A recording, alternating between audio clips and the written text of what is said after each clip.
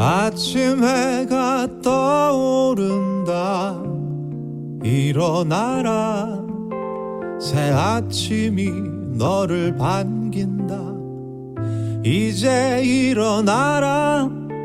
네, 안녕하세요. 3월 7일 월요일 아침입니다. 네, 주일에 이어서 돌아온 아침. 네, 한 주간을 어제로 시작했고 사순절이 지난주 수요일부터 진행이 되고 있죠. 그래서 사순절 기간에 첫 주에 접어들게 되는 그런 시간을 지나고 있습니다. 이런 와중에 우리들이 이제 레위기의 말씀을 묵상하게 되어서 의미가 있는 것 같아요. 레위기의 말씀이 예수 그리스도로 연결되는 그러한 그 제사 규례뿐만 아니라 십자가, 예수 그리스도에 대한 이 부분이 정점에 있기 때문에 레위기 말씀은 상당히 실제적이고 사순절에 아주 걸맞는 묵상의 내용이 될 것이다 라는 생각을 가지게 됩니다. 이번 한 주 하나님의 말씀, 그 음성을 또렷하게 듣는 한 주간이 되길 바라면서 말씀으로 들어가 보도록 할게요. 네. 오늘 주어진 말씀은 3월 7일 레위기 5장 14절로부터 6장 7절까지의 말씀입니다. 그래서 오늘 주어진 말씀 함께 먼저 읽고 잠깐 정리해 보도록 할게요. 여호와께서 모세에게 말씀하여 이르시되 누구든지 여호와의 성물에 대하여 부지 중에 범죄하였으면 여호와께 속건제를 드리되 내가 지정한 가치를 따라 성소의 세겔로 몇 세겔 은에 상당한 흠없는 순양을 양떼 중에서 끌어다가 속건제로 드려서 성물에 대한 잘못을 보상하되 그것의 5분의 1을 더하여 제사장에게 줄 것이요 제사장은 그 속건제의 순양으로 그를 위하여 속죄한즉 그가 사함을 받으리라. 만일 누구든지 여호와의 계명 중 하나를 부지 중에 범하여도 허물이라 벌을 당할 것이니 이는 내가 지정한 가치대로 양떼 중 흠없는 순양을 속건 제물로 제사장에게로 가져갈 것이요 제사장은 그가 부지 중에 범죄한 허물을 위하여 속죄한즉 그가 사함을 받으리라. 이는 속건제니 그가 여호와 앞에 참으로 잘못을 저질렀음이니라. 여호와께서 모세에게 말씀하여 이르시되 누구든지 여호와께 신실하지 못하여 범죄하되 곧 이웃이 맡긴 물건이나 전당물을 속이거나 도둑질하거나 착취하고도 사실을 부인하거나 남의 잃은 물건을 줍고도 사실을 부인하여 거짓 맹세하는 등 사람이 이 모든 일 중에 하나라도 행하여 범죄하면 이는 죄를 범하였고 죄가 있는 자니 그 훔친 것이나 착취한 것이나 맡은 것이나 잃은 물건을 주운 것이나 그 거짓 맹세한 모든 물건을 돌려보내되 곧 그 본래 물건의 5분의 1을 더하여 돌려보낼 것이니 그 죄가 드러나는 일에 그 임자에게 줄 것이요 그는 또 그 속건 제물을 여호와께 가져갈지니 곧 내가 지정한 가치대로 양떼 중 흠없는 순양을 속건 제물을 위하여 제사장에게로 끌고 갈 것이요 제사장은 여호와 앞에서 그를 위하여 속죄한즉 그는 무슨 허물이든지 사함을 받으리라. 네. 오늘은 제목에서 보듯이 다섯 번째 5대 제사인 속건제에 대한 부분이죠. 네. 쉽게 말하면 이제 그 어떤 물건, 구체적인 물건, 그러니까 이제 성막 중심으로 봐서는 성물, 이제 바로 그러한 하나님의 도구들이죠. 제사와 관련된 도구들에 대한 것. 그다음에 또 하나는 이제 보이는 재산이죠. 어떤 이런 부분에 대한 그 이제 범죄함이 일어났을 때 어떤 그런 것들이 이제 이게 잘못된 방식으로 통용되거나 또 그것을 이제 뭐 이렇게 잘못 해하거나 망가뜨리거나 또는 그것을 뭐 갚지 않거나 제사 같은 경우에는요. 하여튼 이런 것들을 통칭해서 바로 구체적인 어떤 사물에 대한 피해, 이 부분에 대한 이제 의식, 또 이 부분에 대한 용서를 구하는 해결의 방법, 회복의 방법이죠. 자, 여러분, 우선은 레위기 이제 쭉 5번째 제사를 오고 있는데, 레위기 안에는 제가 예전에 한번 이걸 언급해 드린 적이 있는데, 출애굽기 하면서 레위기에는 3가지의 법이 존재하죠. 율법을 중심으로 했을 때 말이죠. 네. 레위기의 그 3가지의 법은 첫 번째 무슨 법이냐면 의식법이 첫 번째고요. 네. 두 번째는 무슨 법입니까? 시민법이 있죠. 민수기 걸쳐서 나오죠. 다음 세 번째는 도덕법이 됩니다. 네, 왜 이런 말씀드리냐면 구분을 하냐면 지금 레위기나 민수기나 이런 모세오경을 보게 되면은 이제 어떤 잠깐 좀 이렇게 좀 생각이 드냐면 여기에 나와 있는 이 문장 하나하나 어떤 이런 내용들 이런 것들을 다 지켜야 되나 지금도 그런 생각을 할 수밖에 없어요. 왜냐면 이제 내용이 워낙 집중적이고 구약 전체에 이제 그런 것들이 나오기 때문에. 그런데 그것을 그냥 그대로 다 지키는 것이 아니라 일단 그러기 위해서는 이것을 지켜야 될지 아니면 파악해야 될지에 대해서는 분류가 필요한데요. 3가지의 분류를 먼저 해주죠. 하나는 첫 번째는 무슨 법이냐면 이 법인데 지금 오늘 같은 법이죠. 이 법은 무슨 법입니까 이게? 바로 의식법에 해당이 되는 거예요. 그러니까 의식법이니까 말 그대로 이제 어떤 의식을 어떤 규례를 제사를 드릴 때 이러이러한 그 절차를 따라서 해야 된다. 이 모든 게 다 의식법입니다. 레위기의 전반적인 제사법은 다 의식법이에요. 자, 그런데 중요한 거는 이 의식법은 당시에는 이런 절차와 이런 걸 통해 제사를 드렸지만 규례를 지켰지만 지금은 어때요? 지금은 이걸 지키지 않습니다. 지키지 않는 게 아니라 대신 이걸 지켜주시는 분이 있어요. 이미 지키신 분이 계시죠. 뭐냐면 예수 그리스도. 예수 그리스도의 이 단 한 번의 희생의 제사가 단 한 번이라 해서 이게 가치가 떨어지면 안 됩니다.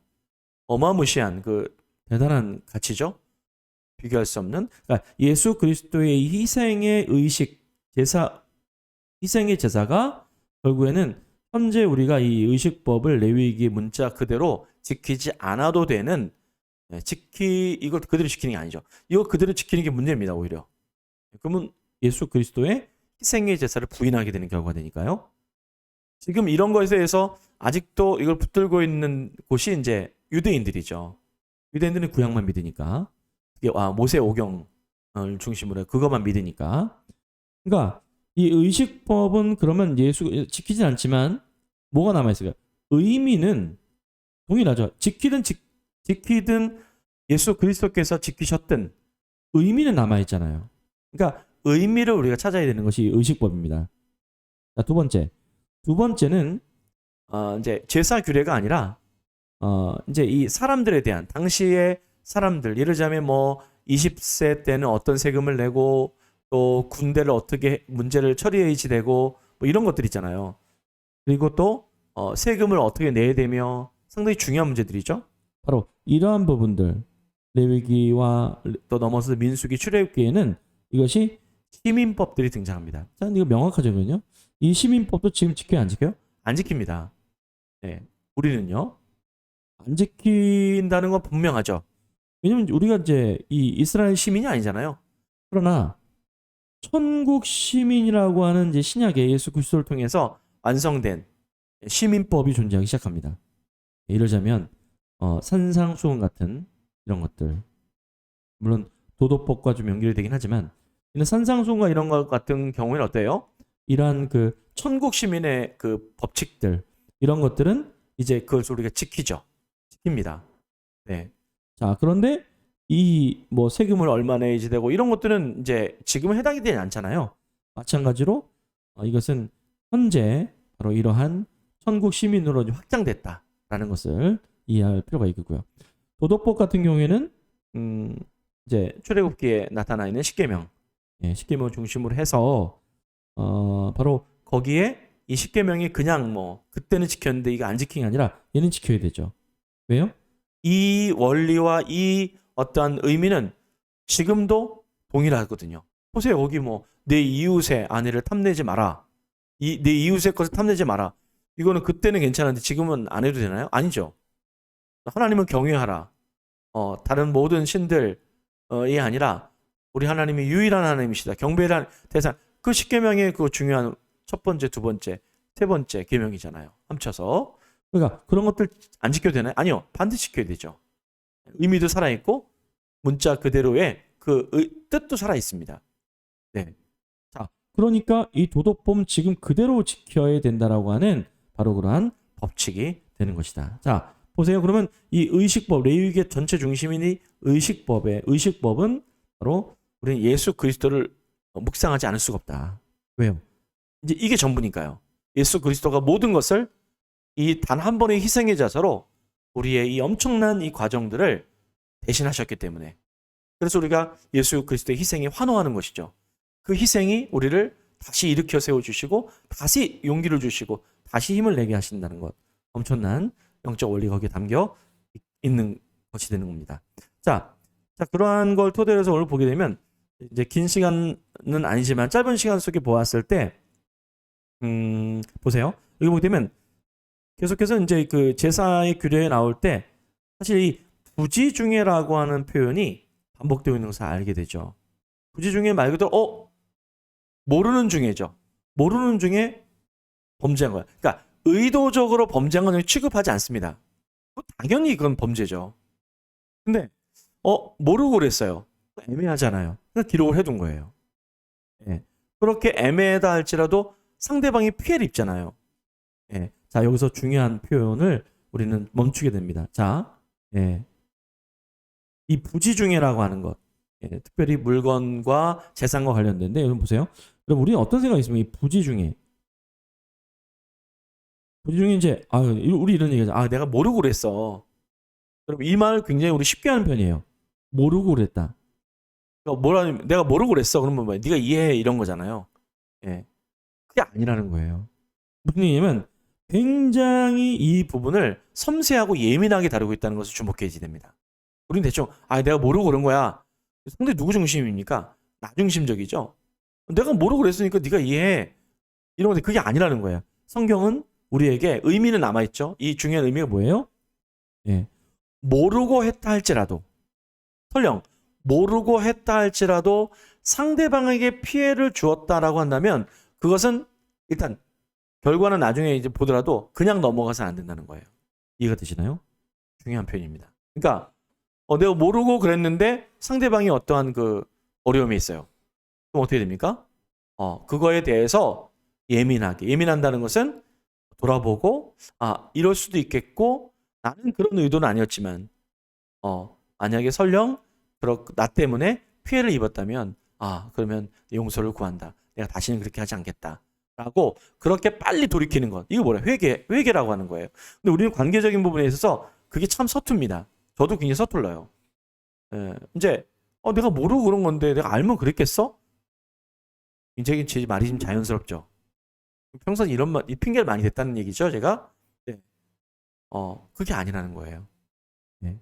그러니까 우리는 내가 설령 모르고 그랬다 할지라도 전혀 의식 없이 그냥 무의식적으로 그렇게 했다 할지라도 그게 상대방에게 어떤 피해와 공동체에 어떤 그런 손실을 줬다면 그건 손실이 눈에 보이는 거잖아요. 그러면 그것은 그냥 넘어갈 게 아니라는 거예요. 눈에 보이는 손실을 배상해주고 또 그거에 대해서 책임을 지고 또 그것에 대해서 중요하게 여겨주고 하는 이 부분의 태도가 바로 오늘 속건제라고 하는 제사의 규례를 통해서 우리에게 예배로 다가오는 것입니다. 우리가 이제 예배를 드릴 때 사실은 그렇게 떠오를 때가 있지 않아요? 그때 내가 그렇게 이제 말했는데 혹시 그 사람에게 괜찮나? 이게 떠오르면요 뭐가 문제가 있다는 얘기예요. 그럼 어떻게 될까요? 그러면 연락해야죠. 그리고 확인해 봐야 됩니다. 혹시 내가 이때 이랬는데 괜찮았니? 그러면 그럼 괜찮았어. 그러면 뭐 넘어가는 것이고 또 그런 것이지만 진짜 걸려요. 그러면 아 맞네. 근데 내가 의도는 아니었어. 근데 의도는 아니었지만 그래도 내가 이런 말로 인해서도 이런 태도와 행동 때문에 네가 마음이 언짢았다면 그건 좀 미안하다. 그건 좀 미안하다 이러면 안 돼. 미안하다라고 그냥 솔직하게 인정해야지 되죠. 인정만 하는 입술로만 하는 게 아니라 전심을 다해서. 그러면 어떤 일이 벌어질까요? 그러면 화해와 회복과 용서가 이루어지게 돼요. 그럼 그게 뭐예요? 예배예요. 예배입니다. 그러니까 속건제라고 하는 것은 그 실체를 분명히 해결합니다. 대가를 치르고라서라도 그게 속건제의 규례예요. 그러니까 5대 제사 가운데 이 부분. 내가 모르고 그랬어. 아니에요. 모르고 그랬으니까 해결하라는 거예요. 예, 그거 모르고 그랬다면 퉁칠 수가 없다는 것. 이것이 바로 우리에게 주어지고 있는 속건제의 중요한 규례입니다.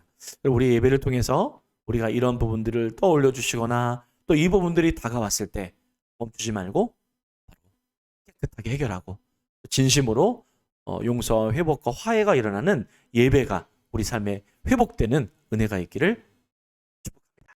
말씀 마무리할게요. 네. 네. 혹시 이 방송 보시는 분들 중에 제가 모르고 그런 중에 혹시라도 좀 이렇게 언짢은 부분이나 이렇게 안 좋은 부분이 있으셨다면 용서를 구합니다. 또 제가 직접 생각난다면 또 용서를 구할게요. 우리의 예배는 하나님 앞에 드리는 영적인 그런 걸로 다 모든 표현이 다 되는 게 아닙니다. 영적인 거 안에는 실제적인 게 해결이 되어야죠. 내가 모르고 그랬어. 그럼 어떻게 하라는 거예요? 그럼 넌 참고 있으라는 얘기 아니에요.